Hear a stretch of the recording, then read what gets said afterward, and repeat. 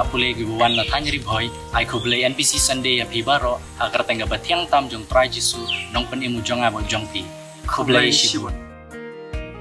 నేను ఆంధ్రప్రదేశ్ నుంచి వచ్చాను. మీ అందరికీ ఎంబీసీ సండే ఆహ్వానిస్తున్నాము. ధన్యవాదాలు.အားလုံးပဲမင်္ဂလာပါကျွန်တော်ကတော့မြန်မာပြည်ကနေကျောင်းလာတက်တဲ့မြန်မာကျောင်းသူကျောင်းသားများဖြစ်ပါတယ်ဒီ MBC Sunday မှာအားလုံးပျော်ရွှင်သောနေ့လေးဖြစ်ပါစေကျေးဇူးတင်ပါတယ်မနကမနောစေအမန်ဆော့ MBC studentစေour blessed MBC Sunday ဒီနေ့ MBC ni ai kublay MBC Sunday ya pi baro pi para bangai haga tirteng ke batiang tam ke jutra jungi Jesus Christ सम्पूर्ण ख्रीष्ट अभिवादन जय मसी हामी नेपाली दाजुभाइको तर्फबाट आउँदै गरेको एनबीसी आइतबारको आशिषित शुभकामना धन्यवाद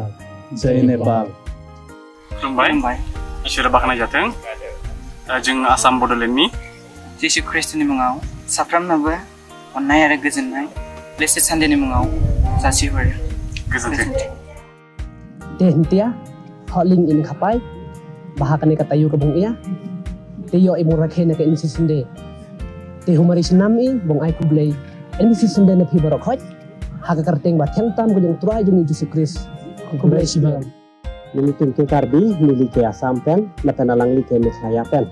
lapen NBC Sunday kardom nang tuhan kajerlo nang litum kaduka we along arna mahirine papidona kardo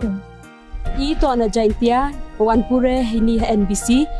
kublay NBC Sunday wasuk wakamen yipiwa ro kublay chibun te chi an nei hapo NBC te chi nei bar kho chi de was te chi pule nei NBC te chi pen pau kong kamen ku krau but ichim ye kene galat berkakabu bon ai kublay NBC Sunday kabusuk kabukamen ya pi baro kublay chibun